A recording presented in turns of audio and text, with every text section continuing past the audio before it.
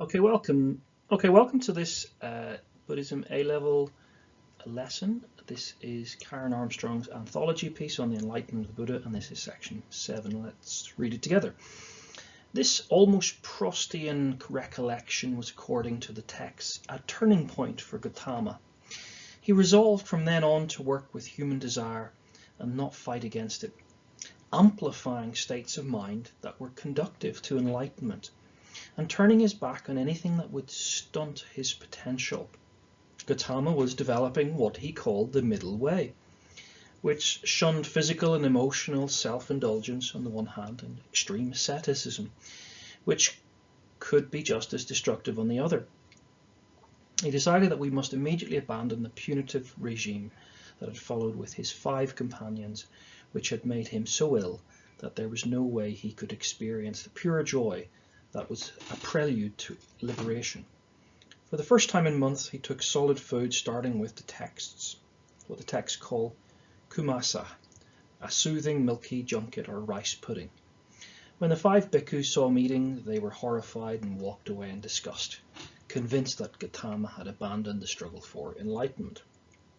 Okay, so here Armstrong is reconstructing this standard classic account of the life of the Buddha, but there's some interesting things that she uses in her reconstruction of the Buddha's life.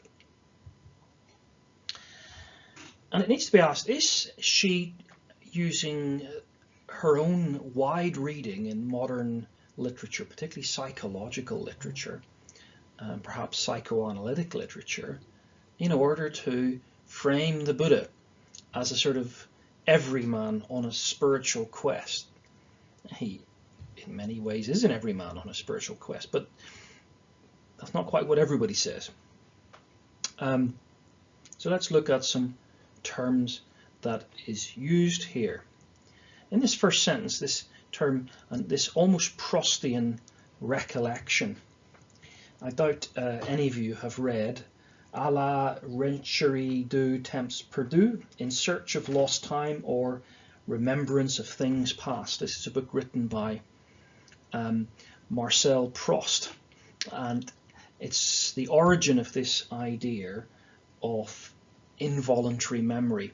I think a flashback would be something that we would understand today in cinema. So that's what she's referring to, this almost Proustian recollection. It was, according to the text, a turning point. So it was the power of the recollection. And what's he recalling? He's recalling the rose apple tree story we've just done in the previous section. Now, in case we miss it, according to the texts, we need to ask critically, which texts? Which texts? Again, Armstrong avoids contested debates. She doesn't say which texts. It could be the Pali Canon, could be the 10 Acts of the Buddha, the very late hagiography of the life of the Buddha, could be the Mahayana Lotus Sutra, or indeed the Heart Sutra, or any number of Pure Land Sutras. But to avoid this quagmire of debate, she just says text. So that's interesting, her attempt to avoid being drawn into debate between Theravada and Mahayana. But so we'll move on. A turning point for Gautama. He resolved from then on to work with human nature. Let's think about this phrase, with human nature. It's a very important area of philosophy, anthropology. Who are you? What is a person? And what is it? How are we set up? How do we work? It's clear that Armstrong has her own view in this, and she's smuggling perhaps a bit of psychoanalysis in here. But what do you think? What do you think human nature is? Is it, as Christians would say, something made in the image of God? Is it sinful yet made in the image of God? Is it, as sort of the agnostic or atheist would say, human nature is just something evolved? It's all about survival of the fittest, and what will help. So those are sort of questions what does it mean to talk about human nature? What does the Buddha think? Well, in particular, he is dealing with his own past, as it were, his own Proustian recollection, his father and his father's tradition. He was brought up as a Brahmin, a Hindu, in other words, and his father was the king of the Shakya tribe, a Brahmin tribe, and there was a certain anthropology that goes with that, the belief in the soul, the Atman, that transmigrates the body from life to life, and the need to use Brahmin priests to help you achieve a better reincarnation each time round.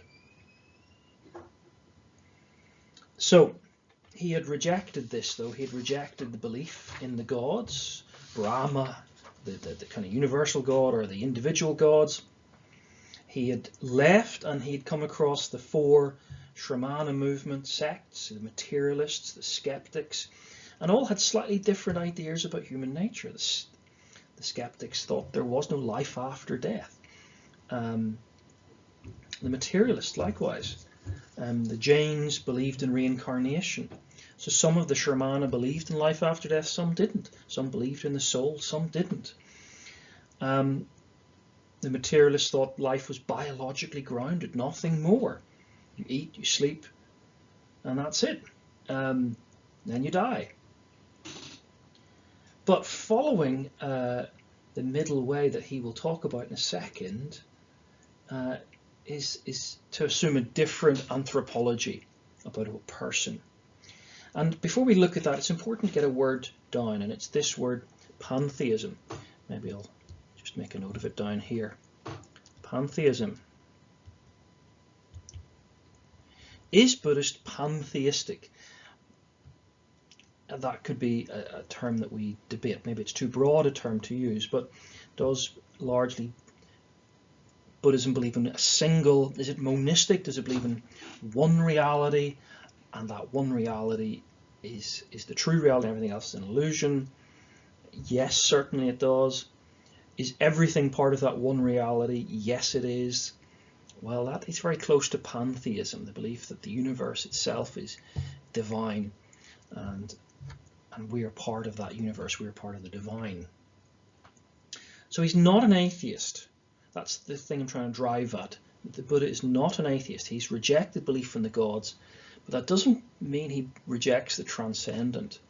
He believes, maybe not in the soul, but he does believe in rebirth.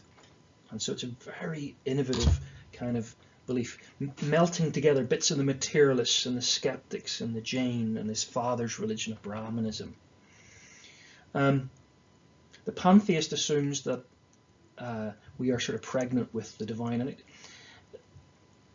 this sort of Hindu phrase, thou art that and thou art not that, is a kind of pantheist phrase. Thou art that and thou art not that is a very important Hindu phrase. So we move on. Amplifying states of the mind that were conducive to enlightenment, turning his back on anything that would stunt his potential, Gautama developed what he called the middle way. Well, let's pause at that a second here. The middle way. Actually,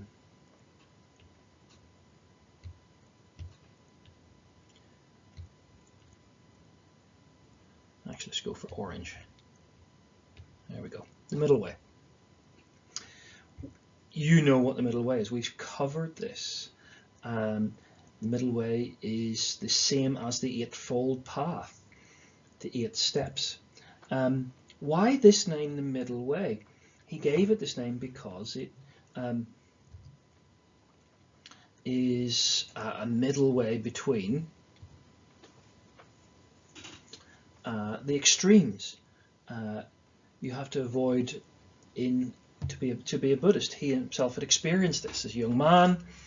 He'd indulged in the palace life, all his physical, bodily, sensual pleasures, and then as an ascetic, he had given up on all of this and denied his body, and so he pursued this middle way between self-mortification on one side and self-indulgent on the other side. These two extremes. Now Mahayana has a little bit more to say on this. The middle way means something different. Nagarjuna describes it as a middle way between annihilationism, complete non-existence, and eternalism. And it's the idea of emptiness, or sunyata. That's a very different idea. All Buddhists would say we don't have a soul, anatta, one of the three universal truths, anatta with anicca and dukkha. And in Mahayana, this is better understood not as no soul, but not soul, a sort of process that we engage in actively to realize the truth that we are not permanent. We learn to hold everything casually, to let go of all sense that we are unified. We have an independence to all other things. And so things like Zen practices of Zazen and others are all about this awakening, this awareness that we're all interconnected and that we all have Buddha nature to be discovered. So we read on. Which shunned physical and emotional self-indulgence on the one hand and extreme asceticism which could be destructive on the other. Now her comments here, it's important just to note as we go through here, her comments, how do we know they're destructive? They might not be. They probably are, but it's her value judgment on asceticism, extreme asceticism. And here we have a Western perspective. Would the people who practice extreme asceticism see it as destructive? Well, it's only destructive if you have a kind of Western perspective. Perhaps does the devotee think they're destructive? Maybe they're just not committed to the same ideals of physical life as we are. So we have to be critical about these terms. We go on. He decided that he must immediately abandon the punitive regime. Again, look at the negative language that he had followed with his 5 companions. His 5 companions. Who were these 5 companions?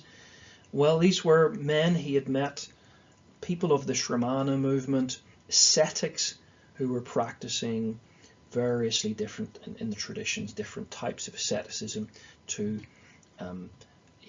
subjugate the body, for physical body, for spiritual ends. And these first 5 would later become his first disciples, the first followers of the Buddha, which had made him so ill there was no way he could experience the pure joy that it was to prelude liberation. For the first time in months he took solid food. All the rest of this is just classical literature, and the abhorrence of the 5 bhikkhus when they saw him eating and their disgust. All of that is Karen Armstrong. All of this is just Karen Armstrong lifting stuff, perhaps from the 10 Acts of the Buddha or other texts. It's almost like cut and paste. So we'll move on.